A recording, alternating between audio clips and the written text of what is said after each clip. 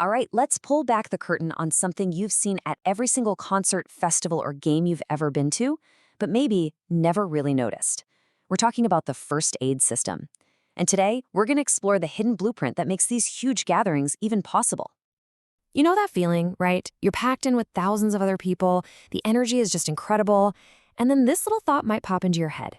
What if someone needs help right now? Who is actually here to do something about it? It's a fantastic question, because the answer is way more interesting than you might think. You see, it's not just about a few people wandering around with bandages. Not at all. It's a whole system planned out from the very beginning.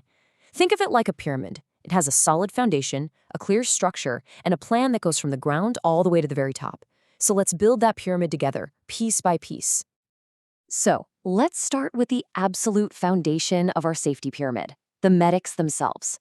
Who are these people in the high-vis vests, and what are the different roles they play to keep everyone safe?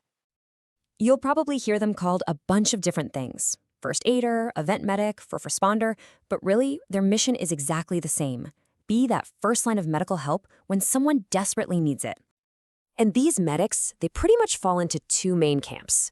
For a lot of community events, you've got these incredible, dedicated volunteers from amazing groups. But for the bigger, higher-risk stuff, we're talking huge music festivals, organizers bring in paid professionals, paramedics, nurses, even doctors, who can provide a much higher level of care right there on site. And as you can see, their job is so much more than just putting on a Band-Aid. We're talking about immediate, life-saving care, stabilizing patients, and the unbelievably stressful job of triage if there are multiple casualties. They are the critical link in the chain, constantly communicating with event control and documenting everything. It is a seriously skilled and demanding role. Okay, moving up a level on our pyramid, let's talk about the toolkit, because a medic is really only as good as their training and their gear. So what kind of specialized knowledge are we talking about, and what are they carrying to handle a real emergency? Well, their training is intense. It goes way beyond your standard first aid course. I mean, we're talking CPR and using defibrillators, advanced trauma care for really serious injuries, and even how to manage a scene with mass casualties. And just as important, they're trained on how to use radios effectively and all the legal stuff, like consent. And this table perfectly shows how the gear scales up with the risk. A small community fair, a basic kit might be all you need. But a massive festival? Their medical tent is basically a mini ER, with oxygen, defibrillators, advanced airway tools, and gear like stretchers. The equipment has to be ready for the worst-case scenario. Okay, so we have the right people, and they've got the right tools. Now we climb to the next level of our pyramid. Action on the scene. When something actually happens, what do they do in those first critical moments? Well, it all kicks off with a very specific, very important sequence of actions. Before anything else, this is the golden rule. A medic has to check the scene for dangers. Is there a fire? Is a structure unstable? Is there a fight? They can't help anyone if they become a patient themselves. Scene safety is always number one. Once it's safe to go in, they use a system. This isn't guesswork. It's a methodical approach called ABCD: airway, breathing, circulation, disability, exposure. It's a globally recognized checklist that helps them find and fix the most life-threatening problems first. Simple, effective, and it saves lives. But what if it's not just one person? What if there are multiple casualties? This is where triage comes in. Using a system like START, medics have to quickly sort patients into categories. Red means immediate life-threatening injuries. Yellow is serious but can wait a little. Green is for minor injuries. It's a brutal, tough process, but it's absolutely essential to do the most good for the most people.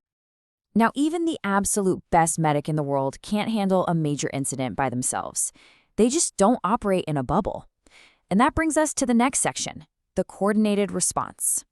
This is how the whole team, from the person on the ground to the ambulance service, all works together. And I really can't say this enough. A breakdown in communication can be an absolute disaster. Clear, quick information flowing between the medic, their boss, and event control, that is what makes the whole thing work when the pressure is on. And that communication follows a really strict chain of command. The medic on the ground talks to their medical lead. That lead is the only person who talks to event control. And event control is the only channel for calling in outside help, like an ambulance. This rigid structure exists for one reason: to prevent chaos and make sure every message is clear, accurate, and gets to exactly the right person. And now, here we are at the very top of our pyramid, the master plan. All the stuff we just talked about is built on a blueprint that was created long, long before you ever even thought about buying a ticket. At the end of the day, the event organizer is the one responsible for everyone's safety. They have to assess all the risks, figure out how many medics they need, set up first aid posts you can actually see, make sure there are clear roads for ambulances, and provide the radios and phones to make it all work. Now, here's a really key legal idea that medics work with. If someone is conscious, you have to ask their permission to help. But what if they're unconscious or can't respond? Well, the law basically allows medics to provide necessary, life-saving care under something called implied consent. And after every single patient they see, the paperwork starts. Now, this isn't just bureaucracy. This documentation is absolutely critical for legal reasons, for insurance, and maybe most importantly, it helps organizers learn from what happened so they can make the next event even safer. So, as we wrap this up, I think this quote just says it all, doesn't it? The music, the lights, the game, that's the show you see. But none of it could happen without this incredibly detailed, professional, and often totally invisible system working in the background. So I'll leave you with this. The next time you're in that big crowd, just take a look around. See if you can spot the marked medical tent. Look for the medics in their vests, or the clear access lanes for emergency vehicles. Now that you know what's going on behind the scenes, what parts of this unseen system will you finally be able to see?